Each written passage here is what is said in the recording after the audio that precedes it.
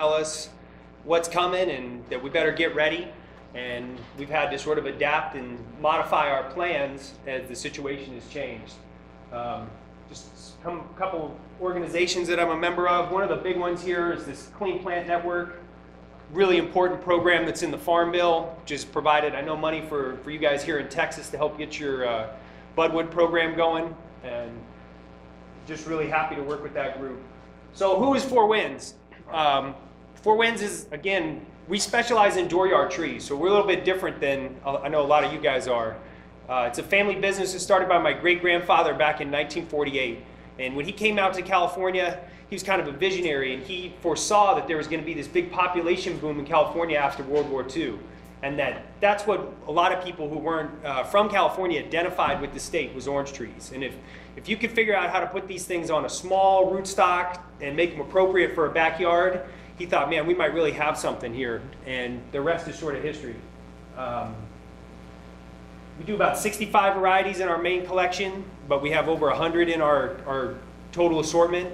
And we do a lot of other edibles, and this has become a portion of our business, has been more important, certainly in the last 10 years as citrus pests and things have started to come in.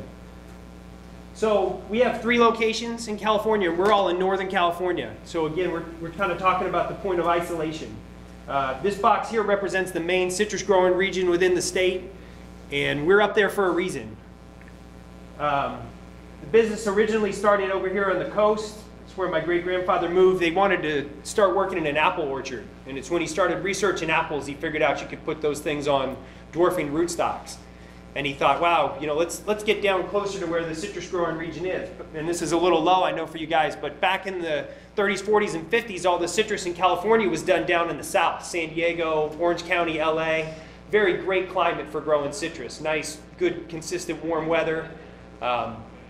So that's where they moved. They moved down to an area called Ventura, or Piru, so to be closer to the citrus growing industry.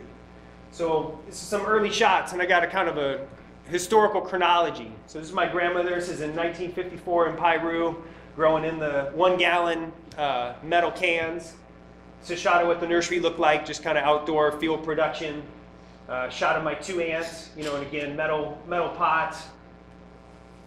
So what happened in California was citrus trustasia became a real big problem. Everything was grown on sour. So 30s and 40s, trustasia started to get really widespread throughout the state. That's what put a lot of the southern groves out. It wasn't all just the expansion of urban environment, was that the trees were declining and dying. So what happened in California was that they established a quarantine in 1954, which is still in place today. So basically, it's a line around LA. If you produce trees down south, you can't ship them out, okay? Because you don't want to spread trustasia around. So that's when my great-grandfather, in his infinite wisdom, said, we're going to get out of here, okay? And what happened was you saw the whole industry jump to the Central Valley, where it is today. And that's where most of the nurseries went as well. And my great-grandfather said, man, trustasia is too tough. You got a vector disease here. You got a single aphid can spread it. He says, everybody's kidding themselves that they're not going to have a problem with trustasia if you go and put yourself close to the groves. The only solution is to get as far away as you can. So the other thing that happened because of trustasia, you know, and this again goes back to kind of the history of production in California and this real emphasis on producing clean stock. That's when they developed the Citrus Clonal Protection Program. So all the way back in 1956, the industry started making an effort to have clean source material that the nurseries are going to be able to use to create their trees. And CCP still exists today. Purpose to provide safe budwood for the introduction of new varieties and to create new nursery trees. This is a kind of a tough slide here, but this shows the evolution of what they do when a new variety comes into CCP and moves its way through the evaluation and cleanup process. The real key here is that this is, you can't see it down there at the bottom, it's 36 months. Okay, so this is a 3-year process from when a new variety comes into the state before they're going to release that budwood out to nurseries. So it's a long process to make sure that you're using good, clean material as you get started. So again, we moved here. So trustasia virus quarantine is down here in the south. So my great-grandfather moved the nursery up here to the San Francisco Bay Area. Okay, we were in a little town called Fremont. mainly row crop production, apricots, vegetables, cut flowers. Very different place the Bay Area was in the 50s than it is today. But for us, again, focusing on the dooryard market, it really positioned us very well to have a good audience for our business. So here's a couple shots of our original nursery. This is back in 1955 as they're getting set up there. Again, the little green 1-gallon metal cans. And in 1957, we moved to the property next door. This is when we started building the first greenhouse. So this is where our first experience with greenhouse production begins. So this is a simple wood and poly structure that they put up is where we did our initial propagations. So you can see just with the plastic covering on the top.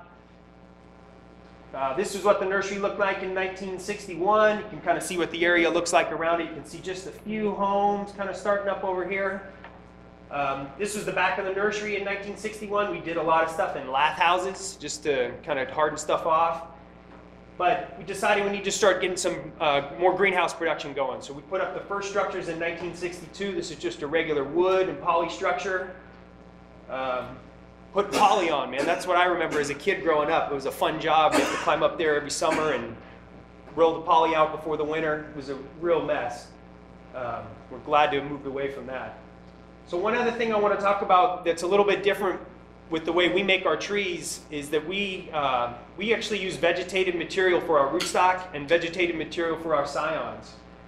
So we do a twig grafting method. Kind of hard to see. So you can see it here. So we're taking a cutting on the bottom and a cutting on the top, making angled cuts, fusing them together, wrapping it with a bud and sticking it. There has been some discussion about the seed transmissibility of HLB. I'm understanding that that's not as big as an issue, but we've done this for years and it really helps us to give a nice clean tree, nice straight trunk, and a real good fibrous root system.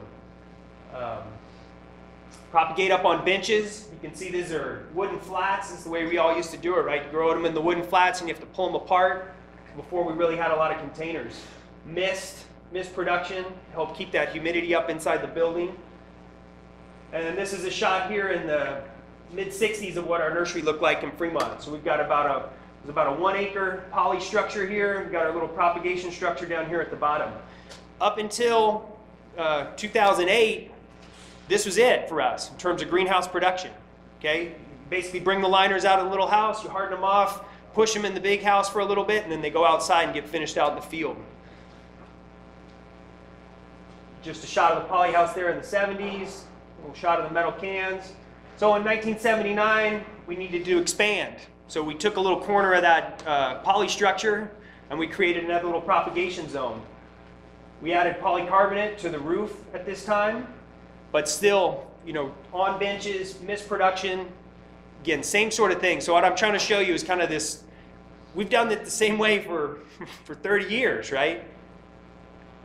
Same propagation material, same setup.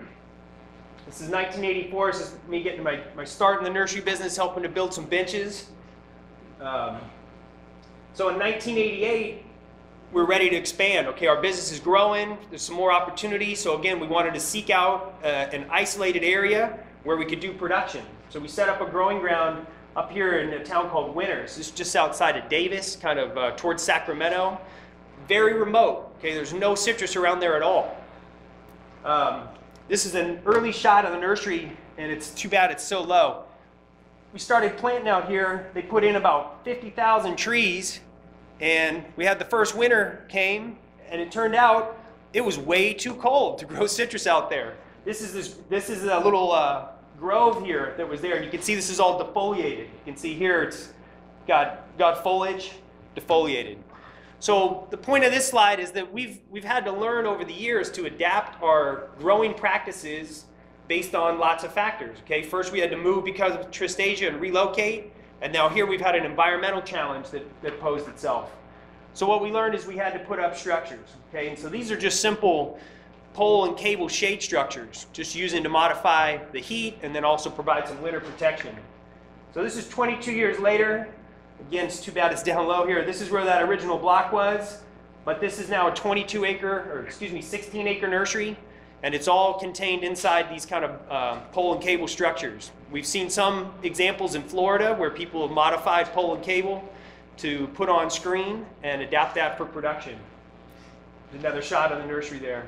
Beautiful spot, very isolated. Okay, and again, that's by design. We tried to seek out locations where we were not going to have heavy pressures from groves or anything nearby, and be able to do that production in isolation. So another shot of the nursery there. All right, so again, everything sort of changes back in 2008, and that's when they find the first psyllid. And it's really interesting because the area that's in quarantine for the psyllid is the same area that's quarantined for Tristasia, okay, going all the way back to the 50s. This is a map. This is kind of showing the, Susan had some more up-to-date maps. This is from back in 2010. You can see they were charting all these locations of where they were finding psyllids. And really, you got these three sort of distinct populations. This is the Imperial Valley area over here. There's a lot of citrus production out in the desert. This is down the San Diego area. And then again up here in Los Angeles. Los Angeles has become the real hot spot.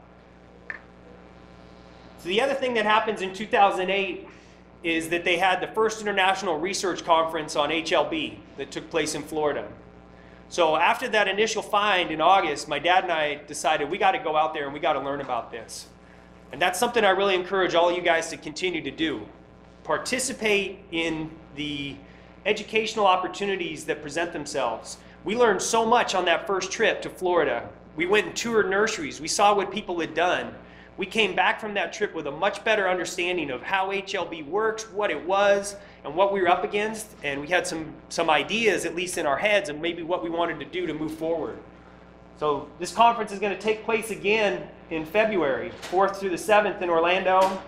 Got the link there.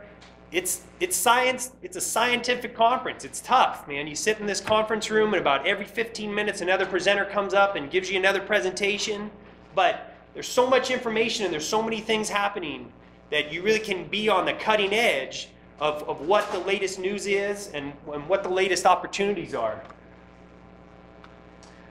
So following that 2008 workshop, we had the 2009 workshop in Riverside. And we've got a link here. You can go on this website and you can watch all the video presentations that were made during that workshop. And again, to kind of echo what Susan talked about, it was our come to Jesus moment in California. We were told by the Brazilians and told by the folks from Florida that we had an incredible opportunity in front of us. We didn't have HLB yet in the state. We just had isolated psyllids kind of in some southern portions of the state, not around production nurseries. And everybody said, you have such an opportunity to try to get ahead of this thing, and nobody else did it. Everybody else waited until it was too late. Cat was out of the bag. And once you got to that point, you're just working on an uphill battle after that.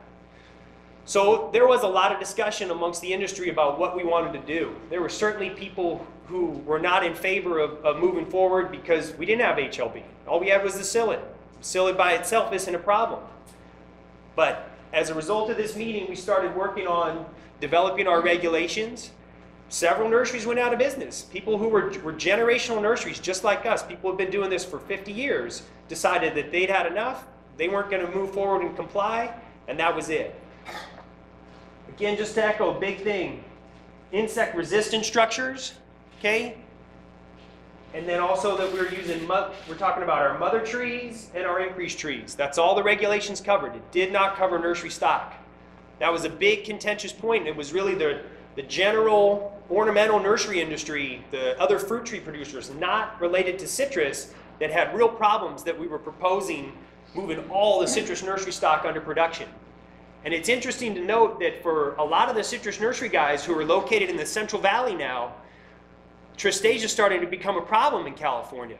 For years we had an eradication program where we were going around and they would compensate growers to pull trees that were infected with Tristasia. Okay, they're trying to keep it so there was just mild strains that existed. Well, what started to happen is you had some of these pest control districts start pulling out, and they stopped compensating people for taking trees out, right? If you've got a tree that's on a resistant rootstock, it might be infected with a mild form of Tristasia, but it's still bearing good fruit. It's not hurting your production, so why do we want to tear these things out? So you started to have this patchwork. You had zones where Tristasia wasn't really present, right next door to zones where it was. started to be clear that this wasn't going to be a workable solution any longer. So there was a lot of pressure on the citrus nurseries that are located in the Central Valley to get themselves under cover because of the threat of tristasia, not HLB. Okay, this HLB wasn't even really on our radar at this point. So in the process of going ahead and drafting these rules, and like Susan said, it was a back and forth and it took an awful long time, I became far too familiar with what the regulations were that already exist. We looked to Florida for guidance, and then the other big one is that there are already federal rules that talk about the regulations for production of nursery stock. Okay, there is a rule that deals with the interstate movement of citrus and other rutaceous plants for planting from areas quarantined for canker, greening, or ACP. So it spells it out. If you're in an area quarantined for HLB, then this is what you got to do to be able to move your stock out to another state. Okay? So again, here's the link. They did a workshop in 2010 in Florida where they formulated these rules. I encouraged nurserymen in California to attend that meeting. My dad went and one other nurseryman went out there. Most folks in California said, well, we don't ship interstate, so we don't care, right? This doesn't apply to us. Well, CDFA, right, everybody needs to try to figure out how to move forward and formulate some sort of regulations that make sense. So we keep going back to these rules, okay? APHIS has said this is the way to do this. So lo and behold, all these guys who didn't go and participate in the meeting and help to form these regulations, we've now been told in California, California is a citrus producing state. So if you want to move from a county that's infected or has one of these particular pests or diseases, you're going to have to comply with this federal rule. So all of a sudden, all these guys who thought we don't ship interstate, this doesn't mean anything to us, well now they really care about these rules. And there's some parts of it that are a little bit challenging. So we continue to have dialogue with USDA to try to get this rule changed to make it more workable. One of the biggest things that they had in there was that you had to have a 100-foot separation from your screen building to the closest citrus plant. 100 feet on all sides of the building. So I think somebody did a calculation. If you do a 1-acre structure, you got to give yourself 2 acres of buffer around it to achieve that 100-foot barrier. So we continue to work with USDA to try to get these rules changed, and I just really appeal to all you guys to applaud you for being here today and keep up with this process. You got to stay engaged, because if you don't take the time to help form these regulations to make it something that you can live with and you can work with, like Nate said, somebody else is going to decide it for you, and then you're going to be stuck with whatever it is they come up with. So I highlighted this part right here out of the regulations that deals with the structure itself, okay? So it says that the facility must have self-closing doors with operational positive air pressure or forced air curtain fans at all routinely used entrances, and have all other openings and vents covered with 0.3 square millimeters of screen or less. Okay, so this was another big thing here, this self-closing doors. When they did their tour in Florida in 2010, when they were forming these regulations, they went to a nursery, and what was going on? There was a door open in the screen building. So they thought, wow, if we put this thing in here about having self-closing doors, well, that'll make it so that instance will never happen. Well, achieving self-closing doors in the greenhouse took some work. And unfortunately, as we're building, right, we're trying to get our building up and running, these are the rules on the books. So we had to comply with this standard. They have since backed off and said, well, it doesn't have to be self-closing, but that was too late for us. We already had to figure out how to do it. So again, just really encourage you guys, even though it might not seem like it applies directly to you, participate in the process. Make sure your voice is heard while you still have a chance. All right, so this is our nursery in Fremont today. Okay, we're faced with this challenge. We've got to build a structure. We know that ACP is prevalent in urban areas. We know historically that that's where your problem is in urban areas, right? So you can see the way that this region has changed. It's all urban around us there. So we made the decision that we're going to move, okay? This is going to be too difficult to build structures on this location. So we decided that we're going to go back to where it all started for us. And we headed down towards the Monterey, Santa Cruz Peninsula to a little town called Watsonville.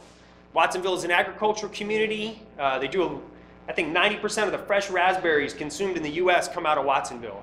Was also heavily used for cut flower production back in the 70s, 80s, up until about the mid-90s when cut flowers migrated down to Latin America because of the cost. So what we found was a 13-acre nursery site that had 6 acres of greenhouse on it. It was all used for rows, cut flower production originally. The main structure we were interested in was this one up here in the back. It's a 100,000 square foot structure made out of glass. This was something we could not have built if we tried to do this from scratch, okay? So we made that choice. We found an existing facility that had a lot of the parts that we were gonna need, and we decided to try to retrofit it. So it was a big job. This is what the greenhouse looked like when we first came, okay? They were doing vegetable transplants in there before, after the rose guys finished. So it was all full of these rotten wooden benches. We had to tear the benches out. A lot of dumpsters of wood going to the landfill for the green waste. We had to rip the ground cover out. We had to pull the old mist heating out. But like Nate said, we started from scratch, okay? We had a completely empty building. We got the screen on. We got our mother plants in. Okay, so this started in November 2009 was when we got to this location. So this is November 2010, we got our mother plants in. We started thinking about, and this is one of the big challenges as you think about your structures and how you're going to set these things up. You got to think about every single step in the stages of production and how you're going to move things around the building. So when we toured nurseries in Florida, we saw somebody that put in a Dutch bench system, a moving bench system. So we decided if you're going to go to this kind of expense to set an operation like this up, you've got to try to find ways to increase efficiency. Okay, you've got to make this thing profitable. So we established this bench system, and it was kind of cool because we're able to salvage all of this metal pipe, steel pipe that was used for a steam heat system for the roses, and repurpose it for our benches. So this is an idea of what this thing looks like with the benches there. Doors, okay, entryways. So rather than have our double entry sticking outside of the building, we set it inside the building. Okay, so this is our self-closing doors. They've got kind of a pulley system and a weight here. So that door wants to stay closed at all times. This is what it looks like there from the inside. We used an exhaust fan up here, and we've got you can't quite see it, there's a little motion sensor right here on this pole. So when you walk up to that door, that exhaust fan kicks on. That room's like puffed up, like it wants to push the walls out. As soon as you open that door, there's a flood of air coming through. You can also see these large roll-up doors here. We've only got 2 doors on this building. Everything's got to go in and out of these 2 openings, right? So we wanted to have really big doors so we could move good-sized material in and out. It's what the increased trees look like. We've got about 35,000 increased trees in here in 5-gallon containers. Again, you can see the rails here. This is 150 feet from the road down to the end of that block. It's a long way to carry a tree. So here is the increase growing on. This is our rootstock increase blocks. And here's the first round of production. You can see on these moving benches. The other thing we thought about is that we want to contain as much of this work inside this building as possible. You can't be moving things in and out. So we took one of these bays and we put in all this concrete, and we set this up as our main workstation. We're calling it our head house area. We also invested in some more technology here. So we got this potting machine, flat filling machine. So we're able to bring bags of soil in. We can fill flats inside the building. We can do our transplanting all inside the building. So at this point, material only comes out of this building, okay? We'll bring in budwood from the CCP if we're going to start some new varieties. Otherwise, it is only things going out, with the exception of soil and containers coming in. So HLB detected in LA changes the game yet again. Like we said, right now the regulations are only dealing with our mother stock and our increased stock. Okay, so this whole building, that whole 100,000 square feet, 2-acre building is solely for production. It's got mother plants and increased plants, right? So what happens now that we've got HLB? Quarantine extends out approximately 93 square miles, right? So 5 miles out from the radius. So we were warned that we have 2 options for nursery stock in that area. You can spray it and drench it and move it into a protected structure and hold it for 2 years. 2 years, so they can watch and make sure that that thing's not going to become infected. Or you destroy it all within 72 hours. Okay? So we're all into this with open eyes at this point. We know what's going to be expected of us going forward. We are on notice. And we've been told that once HLB is found within 5 miles of our nursery, we're going to be held to that federal standard that governs what the rules are for production inside these various quarantine areas. So we're all making plans for all of our lives to be on the inside, right? So continuing education for nurseries and regulators, okay? We find that the regulators are just like us in some senses. They're not scientists necessarily. They aren't experts at this. So we are constantly having to work with them to make sure we are all up to date on the information at hand, right? Developing new production standards for nurseries. We're trying to develop a compliance agreement for retail nurseries. Again, we primarily sell to dooryard trees. We sell to retail nurseries. Our product's going to sit outside and move to somebody's house. We've got to figure out some sort of systems to make sure that those trees aren't going to get compromised at retail. And then again, continued dialogue with CDFA and USDA to continue to try to work together to formulate rules and strategies that are going to provide the safeguards for the systems, but also provide us with the ability to move forward. This is our Winters location. We put up a new structure there this year, and it's about a 1/4 acre. It's got this sawtooth design, so they've got screening up here in the vents, but hard sides primarily on the building. We've learned that the screen is your most vulnerable portion of your building. The more you can stay away from screen, the more secure your building's going to be. So lessons learned. This is the last slide here. Tour. Go see what other people have done, okay? Other people have already had more experience with this and figured it out, especially the ornamental nursery industry. They've got more experience with greenhouse production than citrus nursery guys. Think about how all the systems are going to connect together. Okay, you don't want to build something that's got too small a door and you can't get the material out. Okay, you got to think about how these things are all going to flow through the whole cycle of your operation. Try to leave yourself options. We designed that building knowing that there were a lot of things we didn't know about it and that we might have to change. So try not to build yourself into a corner. Isolation is an effective strategy for protection. You can see an increase in production. Historically, we produce about 300,000 trees a year. We're thinking that inside the building, because we're going to be able to keep that climate moderated and be able to keep flushing going more consistently throughout the season, that we're looking to double production. We're hoping to get up to 500,000 600,000 trees within the next 2 years. And finally, get involved in the development of the regulations. You know, again, I applaud you guys all for being here today, but this is your future in your life, so be involved in the process. So thank you guys very much. I'll be here the rest of the day and be happy to answer more questions. So.